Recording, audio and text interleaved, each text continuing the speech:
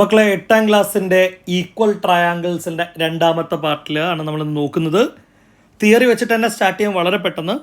ഒരു ത്രികോണത്തിൻ്റെ ഒരു വശവും അതിൻ്റെ രണ്ടറ്റത്തുമുള്ള കോണുകളും മറ്റൊരു ത്രികോണത്തിൻ്റെ ഒരു വശത്തിനും അതിൻ്റെ രണ്ടറ്റത്തുമുള്ള കോണുകൾക്കും തുല്യമാണെങ്കിൽ ഈ ത്രികോണങ്ങളുടെ മൂന്നാമത്തെ കോണുകൾ തുല്യമാണ്. തുല്യമായ കോണുകൾക്കെതിരെയുള്ള വശങ്ങളും തുല്യമാണ്. If in two triangles the length of one side and two angles at its ends are same, then their third angles and the lengths of the other two sides are also same. ഭയങ്കര complicated ആണെന്നൊക്കെ theory വായിക്കുമ്പോൾ തോന്നും, പക്ഷെ വളരെ സിമ്പിളായിട്ട് പറയാം. അതുപോലെ മറ്റൊരു ട്രയാങ്കിളോടും കൺസ്ട്രക്ട് ചെയ്ത് വെക്കുന്നുണ്ട്. ഓക്കെ, എടാ ഈ കാണുന്ന ട്രയാങ്കിളിൽ ഞാനൊരു തൽക്കാലത്തേക്ക് ഒരു പേര് കൊടുത്ത് വെക്കുന്നുണ്ട്. ഇയാൾ എ, ഇയാൾ ബി, ഇയാൾ സി, ഇയാൾ പി, ഇയാൾ ക്യൂ, അതുപോലെ തന്നെ ഇയാൾ ആർ എന്ന് പറഞ്ഞിട്ടുള്ള ഒരു പേര് കൊടുത്ത് വെക്കുന്നുണ്ട്.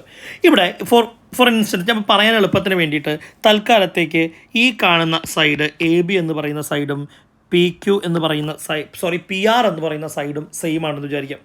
എ ബി എന്ന് പറയുന്ന ലൈനിൻ്റെ അറ്റത്ത് നമുക്ക് രണ്ട് ആംഗിൾസ് കാണാൻ വേണ്ടി സാധിക്കുന്നത്, ഒന്ന് എയും ഒന്ന് ബിയും. ഈ രണ്ട് ആംഗിളുകളും അതുപോലെ തന്നെയാണ് വന്നിട്ടുള്ളത്. നമുക്ക് നോക്കി നോക്കാം. ഫോർ എക്സാമ്പിൾ ഈസി ആയിട്ട് പറയുകയാണെങ്കിൽ ഈ കാണുന്ന എ എന്ന് പറയുന്ന ആംഗിളാണ് ഈ കാണുന്ന പി എന്ന് പറയുന്ന ആംഗിള്, അതുപോലെ തന്നെ ബി എന്ന് പറയുന്ന ആംഗിള്, ആർ എന്ന് പറയുന്ന ആംഗിള്. ഇപ്പോൾ ശ്രദ്ധിച്ച് നോക്കിയാൽ എന്തൊക്കെയാണ് ഈക്വൽ എന്നുള്ളൊരു ചോദ്യം നിങ്ങളോട് വരികയാണെങ്കിൽ നമുക്ക് പറയാൻ വേണ്ടി പറ്റും.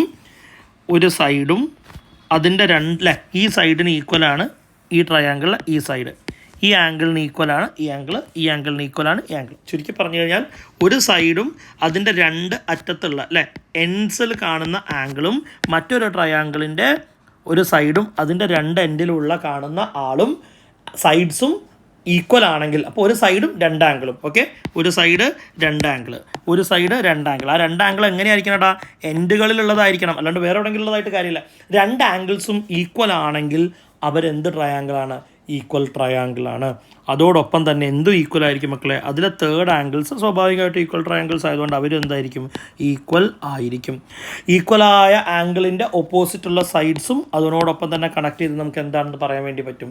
ഈക്വൽ ആണെന്ന് പറയാൻ വേണ്ടി പറ്റും. ഇതാണ് സിംപ്ലി എന്തെന്ന് പറയുന്നത്, നമ്മളുടെ തിയറി എന്ന് പറയുന്നത്. ഓക്കെ, ഇനി നമുക്ക് അയാളുമായിട്ട് റിലേറ്റ് ചെയ്തിട്ടുള്ള ക്വസ്റ്റ്യനുകൾ പേജ് നമ്പർ 24 നമുക്ക് എന്ത് ചെയ്യാം, ഒന്ന് ചെയ്ത് നോക്കാം. ക്വസ്റ്റ്യൻ നമ്പർ 1 ആണ്.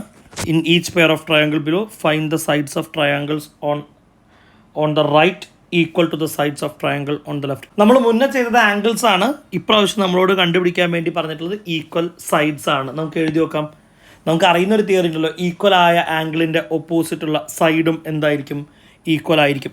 നമുക്ക് അതിൻ്റെ മുന്നേ ജസ്റ്റ് ഒന്ന് കാൽക്കുലേറ്റ് ചെയ്തിടാം. ഇയാൾ 50 ആണ്, ഇയാൾ 7 ഈ കാണുന്ന ആൾ 50 ആണ്, ഈ കാണുന്ന ആൾ 70 ആണ്. അങ്ങനെയാണെങ്കിൽ ഈ കാണുന്ന തേർഡ് ആംഗിൾ എത്രയാണെന്ന് കണ്ടുപിടിക്കാൻ വേണ്ടിയിട്ട് 180ൽ നിന്ന് 50യും 70യും ആഡ് ചെയ്ത് കിട്ടുന്ന 120 മൈനസ് ചെയ്ത് കഴിഞ്ഞാൽ ഈ കാണുന്ന ആൾ എത്രയായിരിക്കും? 60 ഡിഗ്രി ആയിരിക്കും.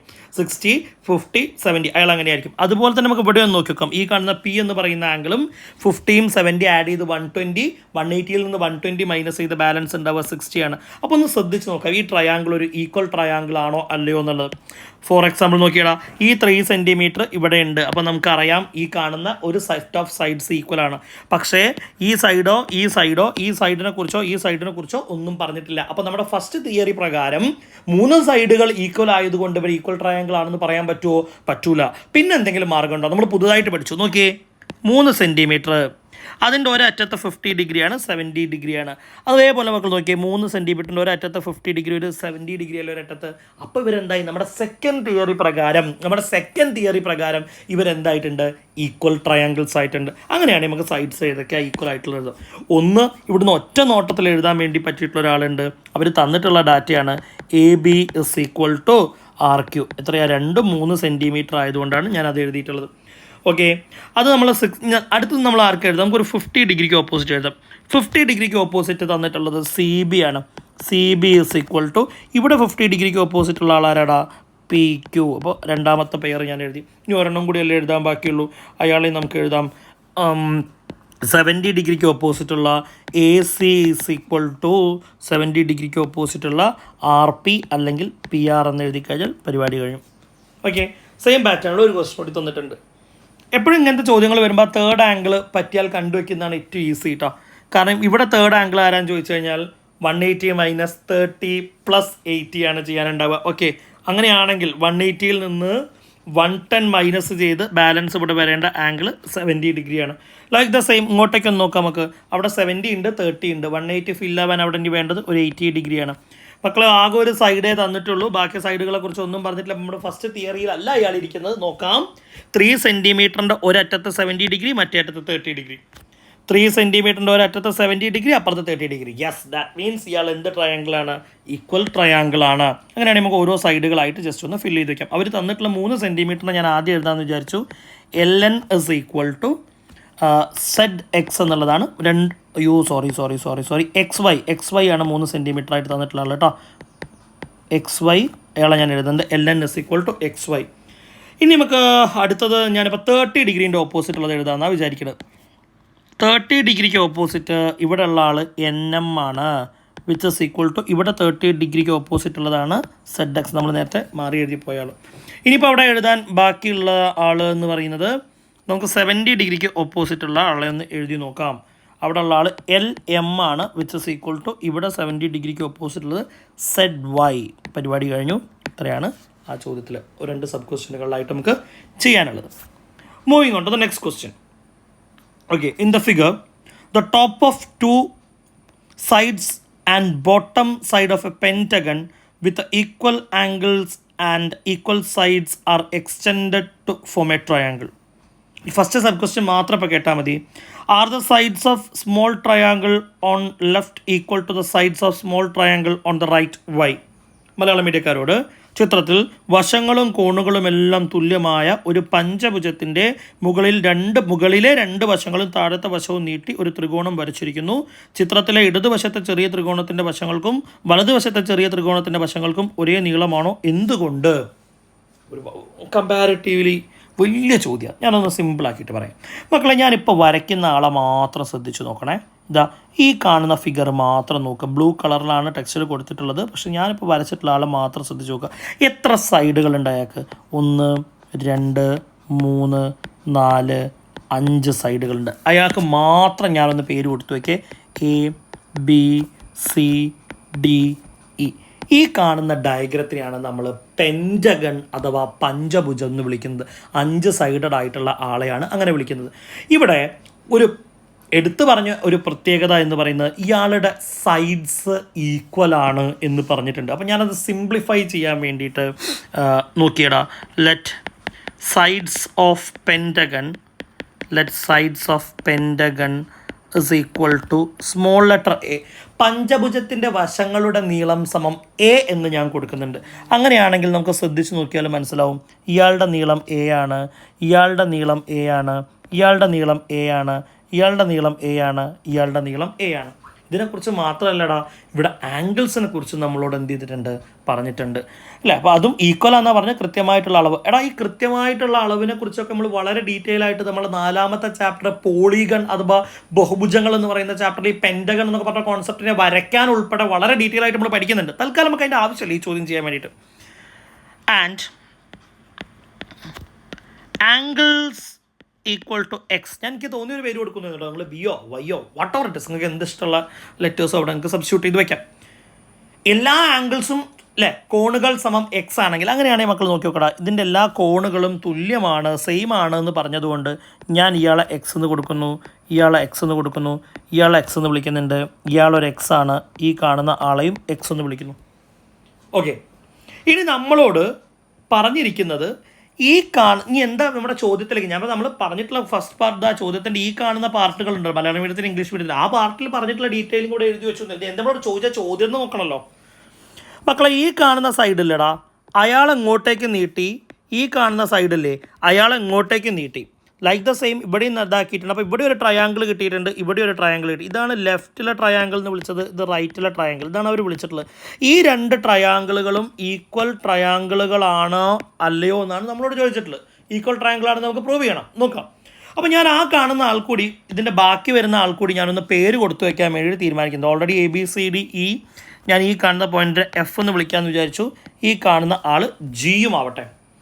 ഓക്കെ എടാ, അങ്ങനെയാണെങ്കിൽ ഈ കാണുന്ന ട്രയാങ്കിളുകളിലേക്ക് വരുമ്പോൾ നമുക്ക് ആകെ അവിടെ ഉള്ളൊരു നീളം A എന്ന് പറയുന്ന ഒരു നീളം നമ്മുടെ കയ്യിലുള്ള 2 സ്ഥലത്തും ഞാൻ വേറൊരു തിയറി പറയുന്നുണ്ട്. മക്കളെ ശ്രദ്ധിച്ച് കേൾക്കണേ. ഈ കാണുന്ന ആംഗിൾ എത്രയാണെന്ന് കണ്ടുപിടിക്കാൻ വേണ്ടി പറ്റുമോ എന്നാണ് ചോദിക്കുന്നത്. ഞാൻ പറയാം. അതിന് വേണ്ടിയിട്ട് നമുക്ക് ശരിക്കും ലീനിയർ പെയർ എന്ന് പറഞ്ഞൊരു കോൺസെപ്റ്റിലേക്ക് നമ്മൾ പോകണം. ഞാൻ പറഞ്ഞുതരാം. ഇവിടെ നോക്കിയേ, ഇതൊരു ലൈന്. ഈ കാണുന്ന ആംഗിള് 20 ആണെങ്കിൽ ഈ കാണുന്ന ആംഗിൾ മക്കൾ 160 എന്ന് വളരെ എളുപ്പത്തിൽ പറയുമല്ലോ.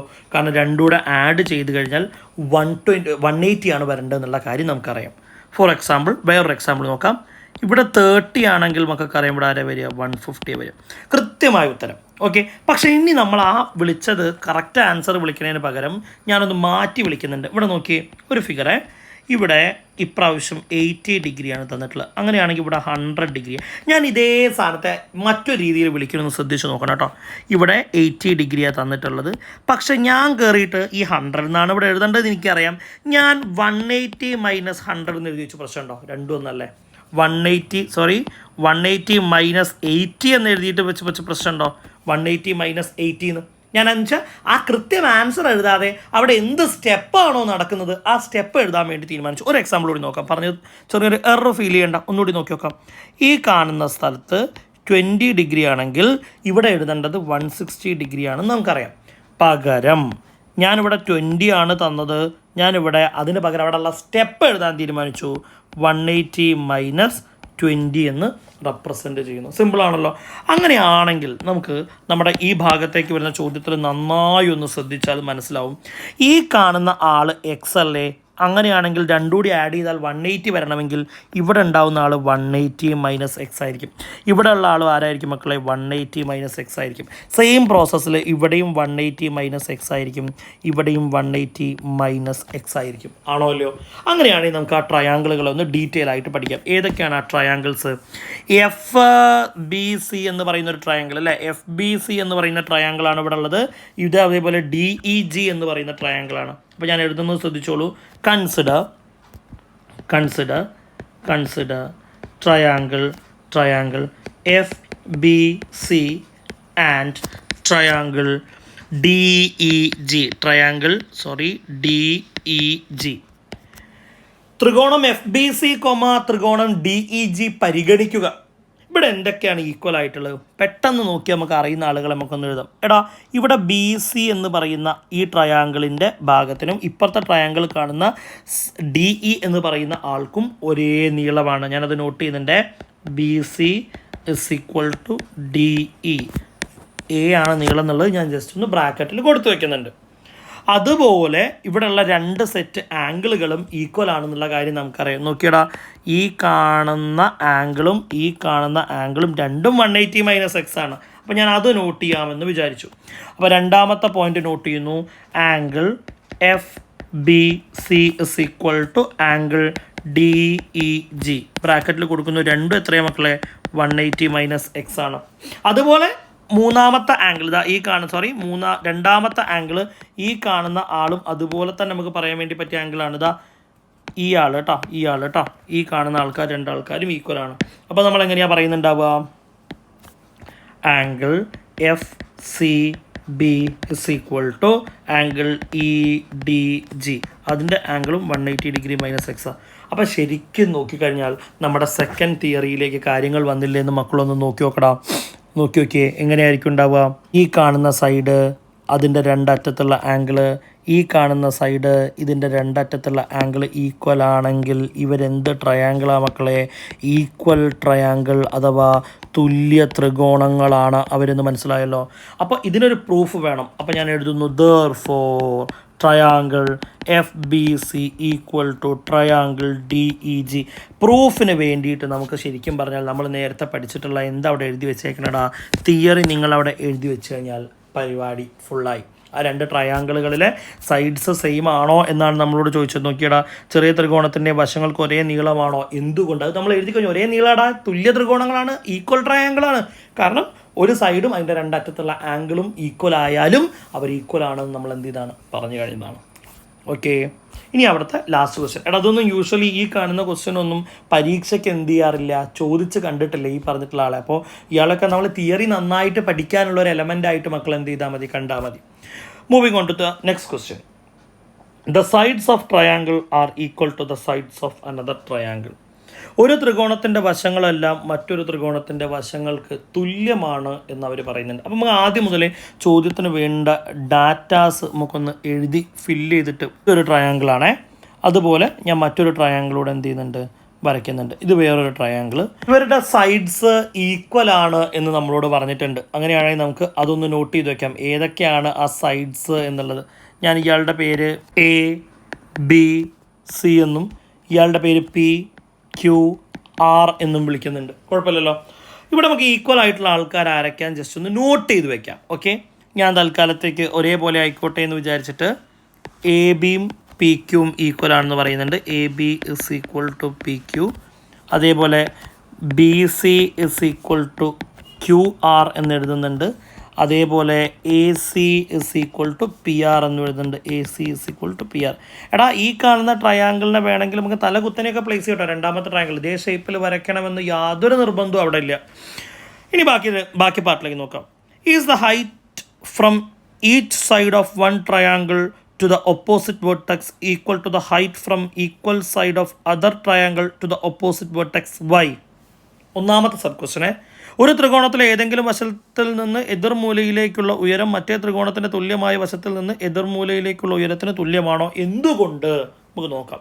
ക്വസ്റ്റ്യൻ വായിക്കുമ്പോൾ എന്തോ ഭയങ്കര കോംപ്ലിക്കേറ്റഡ് ആയിട്ടുള്ളൊരു ആളായിട്ട് ഫീൽ ചെയ്യും. സിമ്പിൾ ആളാണ്. നമുക്കൊന്ന് നോക്കി നോക്കാം എങ്ങനെയാണ് ഈ പറഞ്ഞിട്ട് ആളെ നമുക്ക് ചെയ്യാൻ വേണ്ടി പറ്റുകയെന്ന്.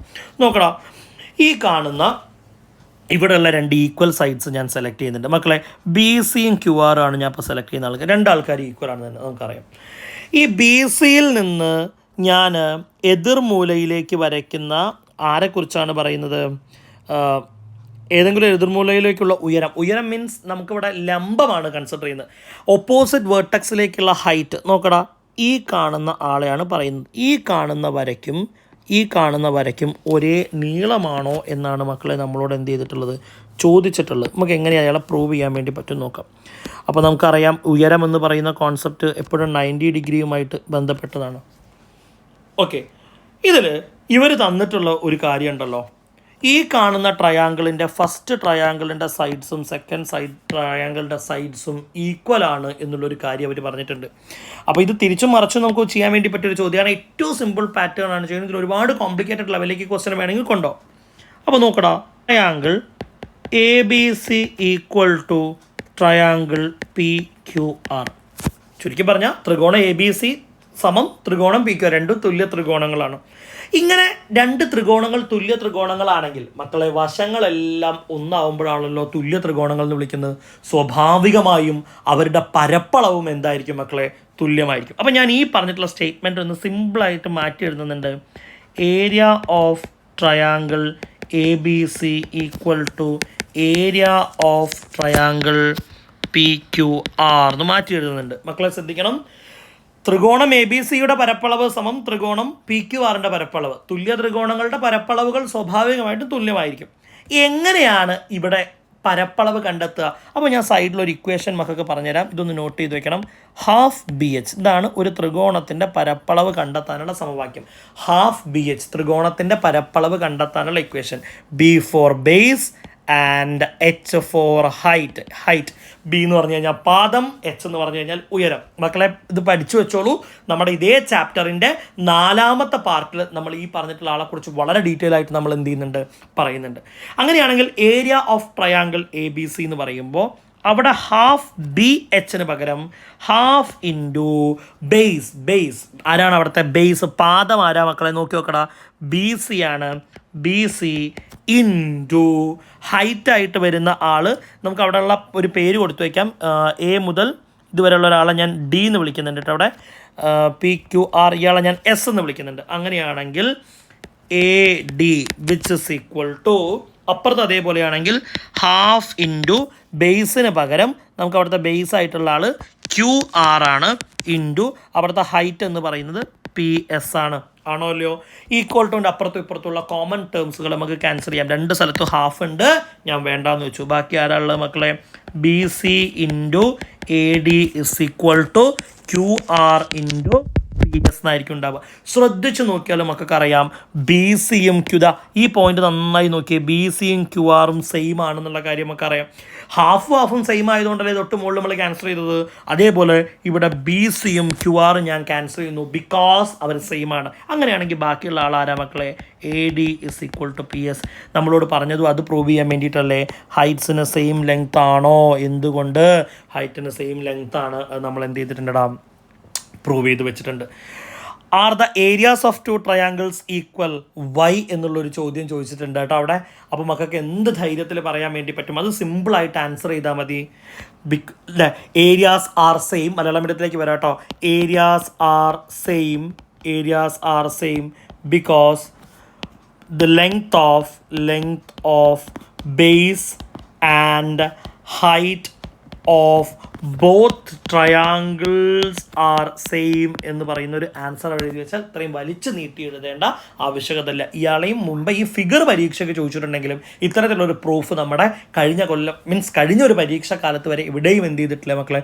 ചോദിച്ചിട്ടില്ല. മലയാളം മീഡിയക്കാരോടുകൂടി പറഞ്ഞിട്ട് നിർത്താം. ഈ ത്രികോണങ്ങളുടെ പരപ്പളവുകൾ തുല്യമാണോ എന്ന് ചോദിച്ചു കഴിഞ്ഞാൽ തീർച്ചയായും പരപ്പളവുകൾ തുല്യമാണ്. അതിനുള്ള കാരണം രേഖപ്പെടുത്തണം. പാദവും ഉയരവും 2 ത്രികോണങ്ങളിലും ഒന്ന് തന്നെ ആയതിനാൽ പരപ്പളവുകൾ എന്താണ്? തുല്യമാണ്. അത്രയും ആണ് ഈ പറഞ്ഞിട്ടുള്ള സെക്കൻഡ് പാർട്ടിൽ നമുക്ക് പറയാനുള്ളത്. Okay, thank you.